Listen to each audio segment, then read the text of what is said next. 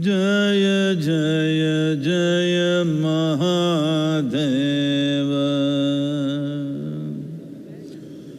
Jaya Jaya Jaya Mahadeva,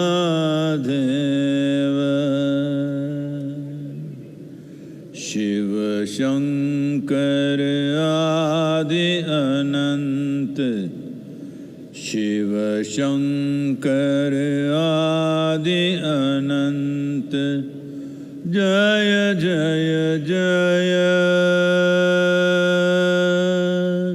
Jaya Jaya, Jaya Jaya, Jaya Jaya Jaya Mahadeva, Jaya Jaya Jaya Mahadeva.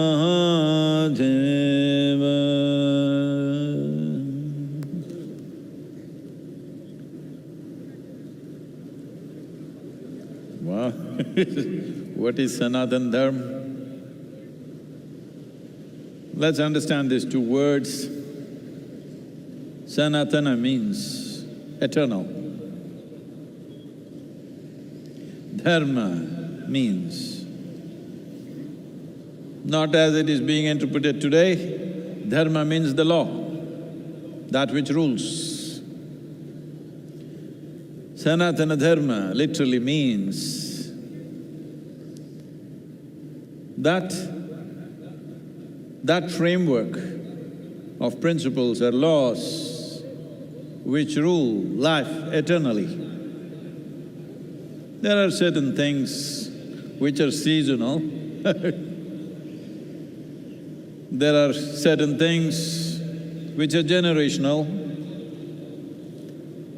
there are certain things which belong to different eras, but there is certain aspect of life which is for always, certain framework, certain laws which are for always.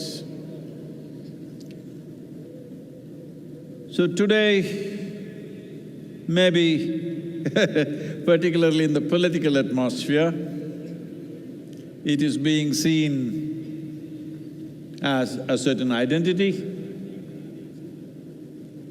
Sanatana means eternal. How can something be eternal unless it's all-inclusive?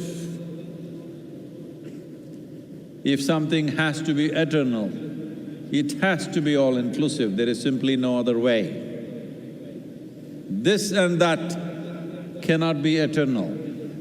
Only that which embraces everything can be eternal.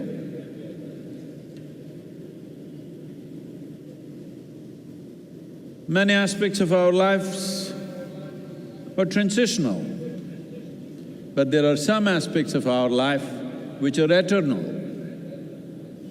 If you recognize and realize the eternal laws or the Sanatana Dharma of your life, I want you to understand this not as a cultural identity, but as a fundamental to our existence.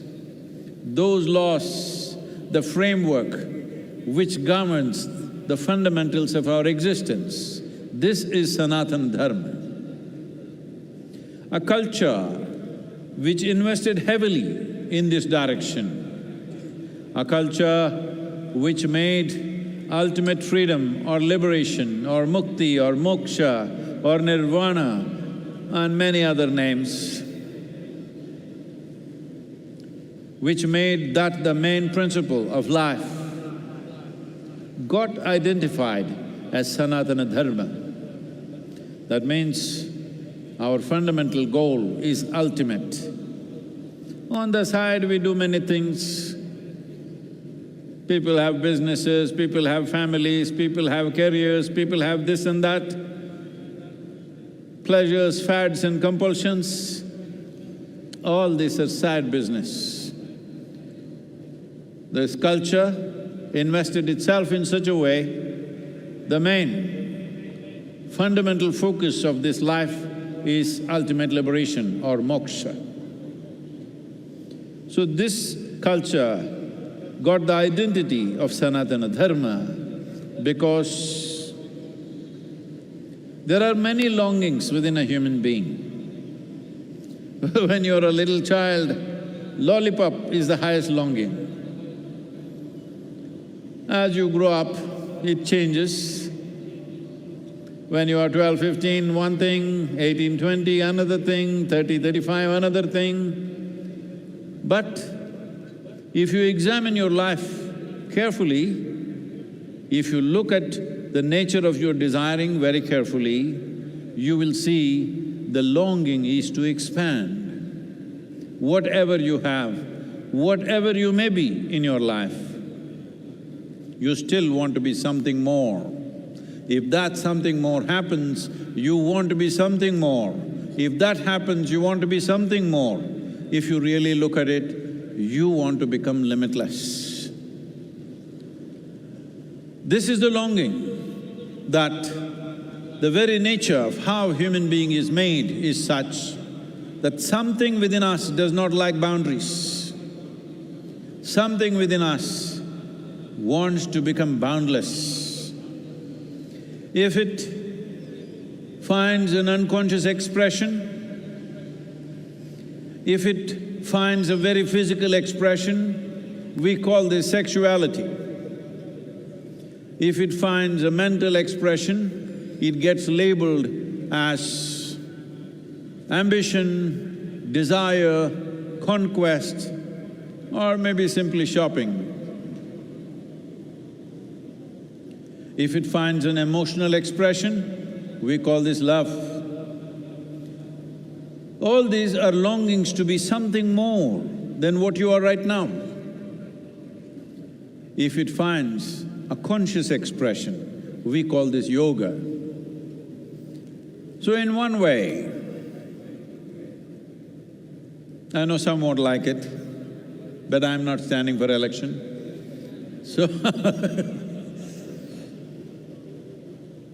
So in some ways, what you are recognizing as Sanatana Dharma, as a culture, is a mass application of yogic sciences.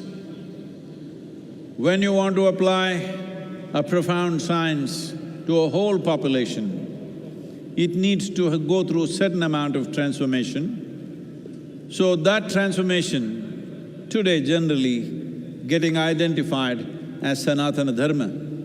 But the most important aspect is that Sanatana Dharma means you are not caught up with the immediate needs of the day. Your focus is always pitched towards the ultimate goal of life. Day-to-day things you'll handle it to the best of your ability, but that does not determine the quality of your life. The longing that you have to become free, the longing to become one with everything. When you say free, you want to become free from your individual nature. In a way, you want to become free from your own existence so that you become one with everything. That's why I said, nothing can be eternal unless it's all-inclusive. Sanatana Dharma, the only way forward, if you ask me.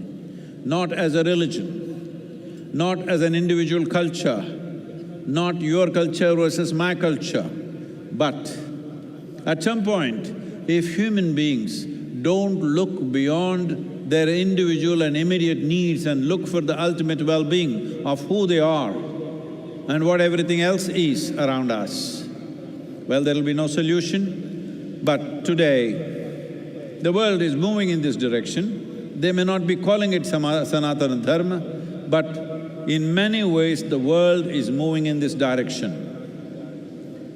How is it moving? See, one thing that's happening is nearly 42% of European population these days are saying they have no religion. 32 to 33% of the US population is saying they have no religion.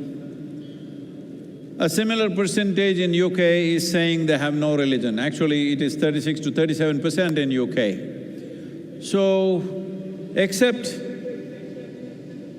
In the developed part of the world, largely people are saying no religion. What this means is, the structures that were built up there in the sky, or to put it simply, the heavens are collapsing in people's minds. Nobody wants to go to heaven anymore. I have seen this in the last 40 years. This year is going to be 40 years since I started teaching. So, in these 40 years, what I have seen is, about 20 years ago, at least in the Western societies, if you asked a group of people, how many of you want to go to heaven? 80% of the hands would go up. Today, if you go and ask a group of people, let's say 1,000 people are there, you ask them, how many of you want to go to heaven? Very hesitantly, very shy and embarrassed, 2-3 hands will go up. Rest of them say no. The young people don't want to go to heaven because whatever the old marketing machine which has been telling you what is there in heaven is not attractive to them. They're asking, is there free Wi-Fi? Hello? You want free Wi-Fi in heaven. So because of this, in people's minds, heavens are collapsing. When heavens collapse, what will fill the gap? The immediate gap will be filled by alcohol, drugs and other things because people are trying to make something out of their life. But they will tire of that. The more intelligent will look beyond that. Those who indulge also will get tired of it after some time, but it'll take its toll, unfortunately. Then what is it? Then people will look for the science of well-being. That is what he stands for. This is why I said Adi Yogi is not of the past, but a phenomenon of the future. Though it was well over 15,000 years ago, what he offered is a scientific, technological solution for the subjectivity of the human being. Not philosophy, not ideology, not belief system, not tickets to heaven, but the science of subjective well-being of the human being. Though millennia, so many millenniums have passed, never before human societies were really ready to address their subjectivity scientifically. Only now, this generation and the coming generations are for the first time beginning to think logically. This is the first time that such a large mass of people beginning to think logically. We may think they're thinking wrong, it doesn't matter, but at least they're thinking for themselves. Otherwise, in the previous generations, they were not allowed to think. Especially ladies, you must appreciate the times because just 100, 200 years ago, you were not supposed to think at all. If you did think for yourself, you would get punishment for that. In this culture, it was not so much so, but in the rest of the world, it was very much so. Women were not supposed to think for themselves. So women are beginning to think for themselves. What it means is, straight away, 50% of the world's population has come into thinking process. So that's not a small thing. And now that people are thinking for themselves, once you think, however crazy you think somebody is thinking, there is a logical process to their thought process.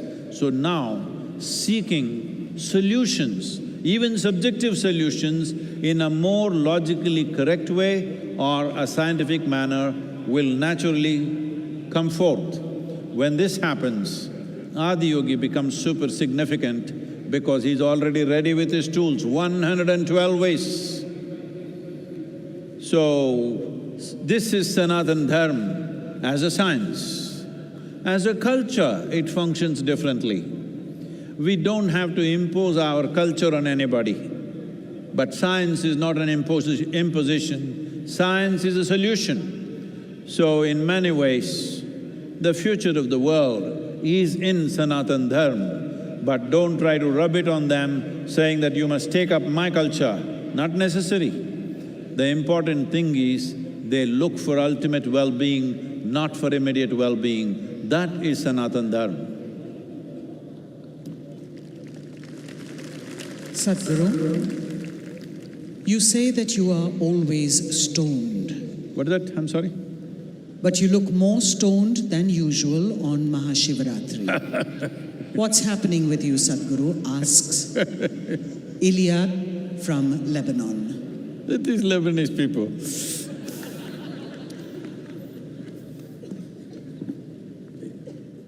It's not legal in Lebanon, that's why. Not yet. What, everybody's falling asleep, so I'm coming there for you.